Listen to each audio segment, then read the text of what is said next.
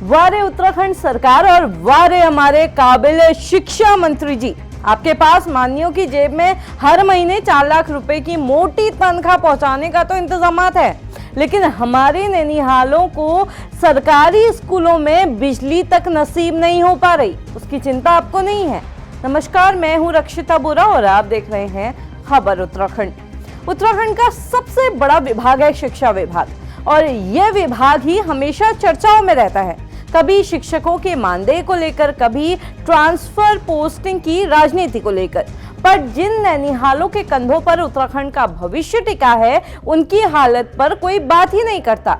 आज हम आपको उत्तराखंड के स्कूलों के असल हालातों से रूबरू कराने जा रहे हैं। फिलहाल खबर यह है कि उत्तराखंड के 275 सरकारी स्कूलों में बिजली नहीं है, पर यहाँ मसला सिर्फ बिजली का नहीं, उस दम तोड़ती शिक्षा व्यवस्था का भी है, जिसके चलते आज राज्य में 826 सरकारी स्कूल बंद हो चुके हैं। इसी विधानसभा के बजट सत्र के दौरान सरकार ने बताया कि पिछले लगभग 5 सालों में राज्य में 826 प्राथमिक स्कूल बंद हो चुके हैं। वजह है घटती छात्रों की संख्या। अब मंत्री जी इसका सारा ठिकरा पलायन पर फोड़ देते हैं। तो सवाल यह है कि जब स्कूलों में बुनियादी सुविधाएं होंगी ही नहीं, तो लोग पलायन क्यों नहीं करेंगे और अपने बच्चों को प्राइवेट स्कूलों में क्यों नहीं भेजेंगे। अब एक अखबार के मुताबिक इतनी गर्मी के बावजूद उत्तराखंड के 275 सरकारी स्कूलों में बिजली नहीं है।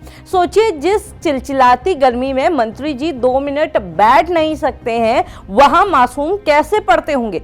वहीं सर्दियों में इन मासूमों की स्थिति और ज्यादा भयावह हो जाती है। उत्तराखंड के 6864 स्कूलों में बच्चे ठिठुर ठिठुर कर दरी बिछाकर पढ़ते हैं, क्योंकि इन स्कूलों में कुर्सी मेज तक नहीं है।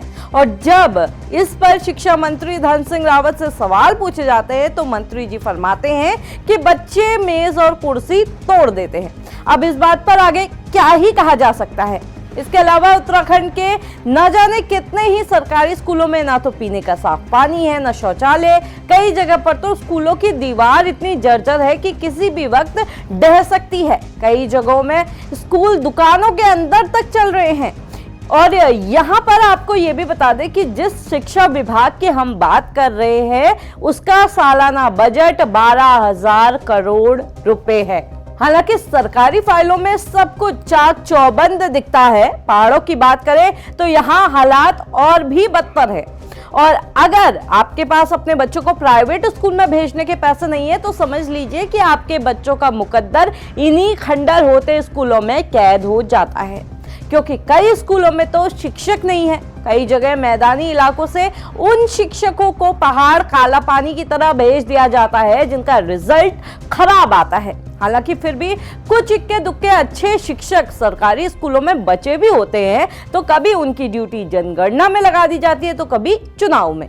पर इन सब के बावजूद बाघ भालू से बचकर, इस दम तोड़ती व्यवस्था से निकलकर अक्षय, ईशान और भूमिका जैसे बच्चे टॉप करते हैं। और इन्हीं की तरह कई बच्चे ऊंची उड़ान भी भरना चाहते हैं, पर हमारी अपनी सरकार इनके पंख कतरने में तुली है। शिक्षा मंत्री धन सिंह रावत जी बड़े गर्व से उत्तराखंड में सिंगापुर स्टडी मॉडल लागू करने की बात करते हैं। कागजों में उत्तराखंड की शिक्षा व्यवस्था बेहद चमकदार तरीके से दर्शाई जाती है। स्मार्ट क्लासेस, डिजिटल लाइब्रेरी, स्कूलों का कायाकल्प। अब इस सब की हकीकत क्या है, ये अब आप भी जान चुके हैं। हालांकि आप सवाल उठ रहे हैं कि जहां विधायकों को लाखों की सैलरी मिल रही है, उसी राज्य में बच्चों की झोली में अंधेरा क्यों है।